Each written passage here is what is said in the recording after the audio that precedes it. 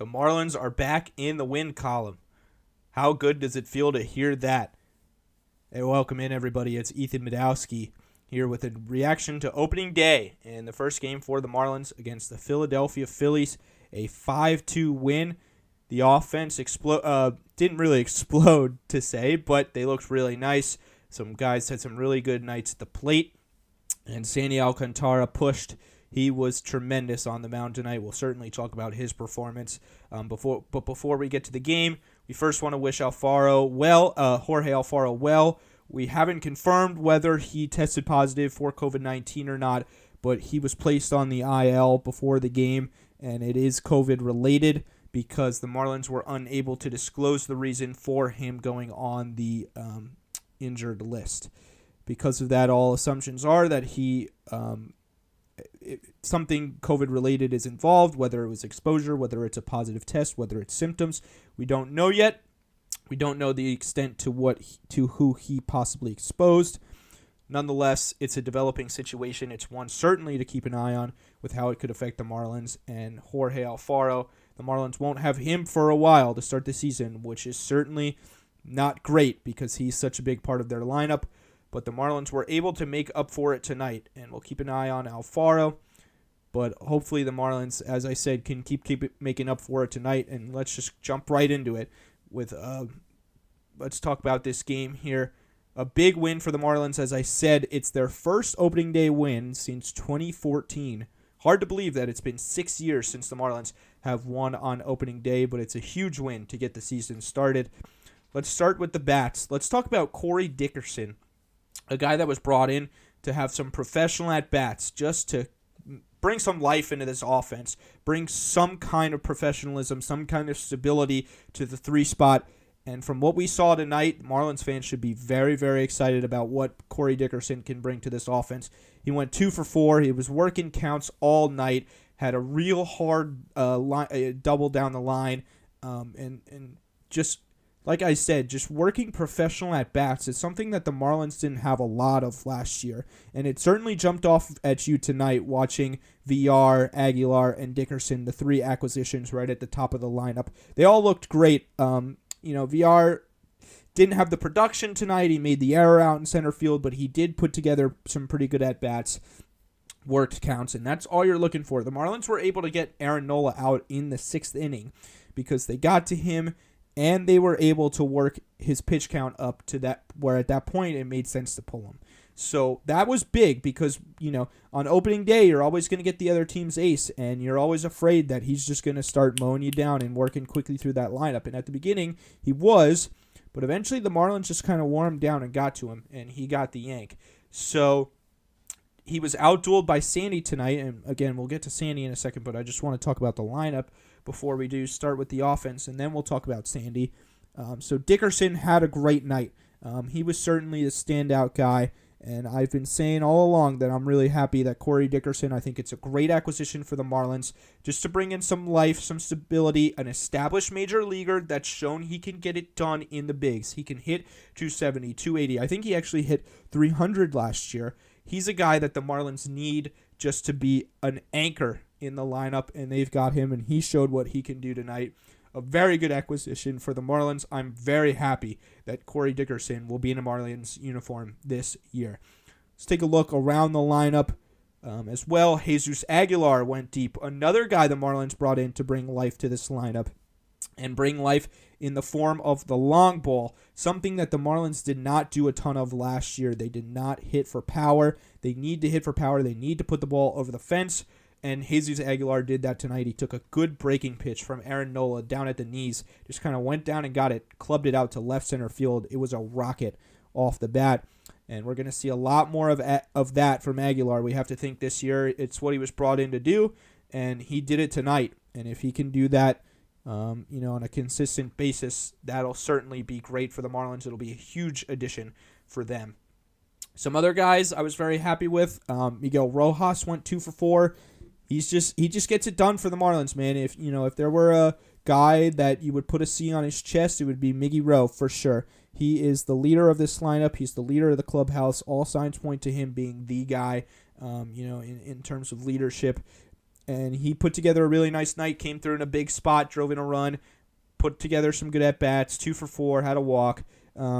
Just another night at the office for Miggy Rowe. He just gets it done. It's not flashy. He's not going to put up the best numbers. He's not going to, be an MVP candidate or anything like that. That's for certain. But he's a good major league player, and the Marlins are happy to have him at the bottom of the lineup in the 9th spot, actually. And, it's an exciting thing for the Marlins. So Garrett Cooper had a nice double. Harold had a hit. And it was just a good night. Good to see Brian Anderson pick up a hit in the first game of the year, get that goose egg out of there. So overall, a good night for the Marlins lineup. They put up 5 runs against Aaron Nola, and they got it wasn't Aaron Nola, but they got to Nola, forced them to go to the pen, and then they went to the pen and they blew it up from there. So great night for the Marlins offense. Certainly very promising for what this year could look like. On the defensive side of the ball, it was all Sandy Alcantara. He was so good tonight, and he didn't end up going the distance like he has in the past. He had 2 complete games last year. He had a couple Maddoxes last year, actually. He didn't end up going the distance tonight, but this may have been the best that he's looked. He was dominant. He was making hitters look silly. He was making Rhys Hoskins and Bryce Harper. Bryce Harper, one of the best players in the league. He was making Bryce Harper look silly. He got him whiffing a couple times. He got Rhys to swing and miss. And the most promising thing I saw from Sandy is, I think I talked about this in one of my previous videos, or maybe on the MLB The Show streams that I've been doing. But Sandy was so good in the second half last year. You talk about the August and September, like the last 6 weeks he had. The thing that he changed when he started, having those results was he increased the usage of his sinker. And so instead of just pumping fastballs in, he was tunneling. He was using that sinker more to just kind of weave guys, in and out.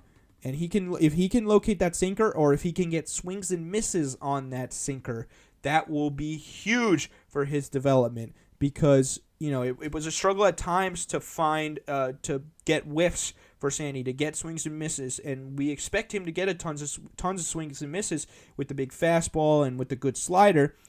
But maybe it's the sinker that can find the swings and misses. He wasn't doing a ton of it last year until into the later part of the season. Obviously, he was the Marlins representative in the All-Star game.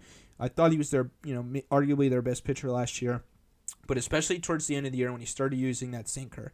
And he used the sinker a ton today, and a 98-mile-an-hour sinker, we talk about how good a 98-mile-an-hour fastball is, but when you're talking about a fastball that has sinking motion to it, where it can, drop in and catch the outside part of the plate to righties if you start it outside, or if it can run in on the hands to righties, or go away from lefties on the outside corner. That is such a nasty pitch, and it's so effective. You talk about a guy that used that to his advantage so often was Blake Trinan. He was a reliever with the A's, and when he was at his best, it's because he was pumping 100-mile-an-hour sinkers up there that guys just couldn't touch.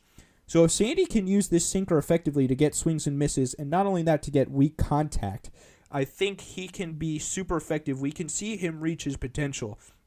Also, he was using this 91-mile-an-hour changeup, and they were calling it a sinker because it registers at 91, but really he's sinking at 98, and he's pumping 98 on the fastball and the sinker. It's just whether he's weaving it in or out or not. The changeup is at 91, and maybe it is a sinker. Maybe he throws it like a sinker, but it plays like a changeup because when he's throwing 98, and then it's still hard, but it's 91, that is so effective, and it's really just, it's disgusting. It's a filthy pitch. So he ran that in on the hands. I can't remember who the hitter was. Got a couple guys to swing and miss with that 91, 92 he was sitting. It's kind of like a two-seamer, kind of like a changeup, kind of like a sinker. Whatever you want to call it, it's nasty.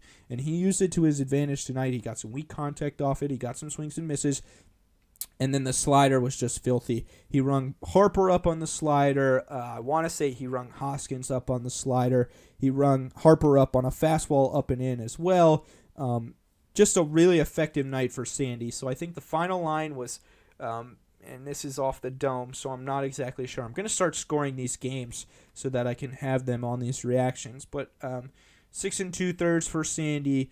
I think only 3 hits. One of them was a home run that he led up to Didi, and it was a shot. He's going to give up some hard contact. It's not just going to go away. He throws hard. He's going to give up hard contact. But more importantly, he was getting a lot more soft contact tonight.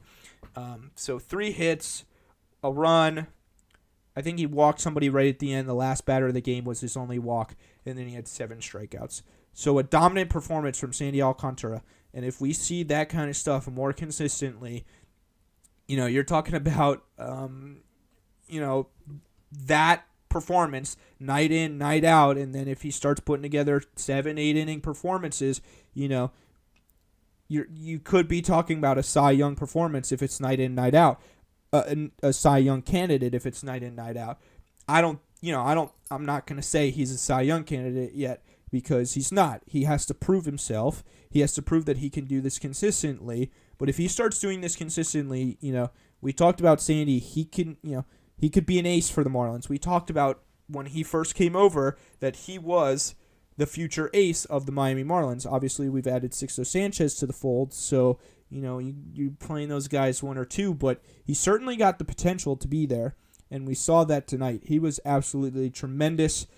I think Mattingly handing him the ball on opening day instilled a lot of confidence to him. Apparently, he's been great all summer.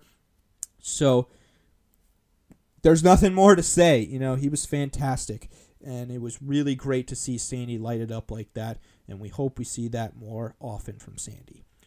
We hope we see more performances like this as well from the Marlins. It was a great night, a great way to start the season for sure against a pretty good Philadelphia team. They held a good offense in check. They got to the bullpen. They got to Nola. And overall, just a really, really nice win for the Marlins. So I'll be doing these reactions. I think I'm going to do it as kind of a series reaction, but obviously with opening day, got to do it right out of the gate. So probably every series, maybe when the Marlins get a big win, I'll jump on and we'll talk. Maybe if something goes bad and we have a tough streak and there's a bad loss, a controversial loss, whatever the case may be, we'll talk soon. Certainly, there's going to be plenty of games, and the Marlins are off to a great start. And if they keep playing like this, they can make some noise. So the Marlins win 5-2 to get the season started. Back at it tomorrow in Philadelphia.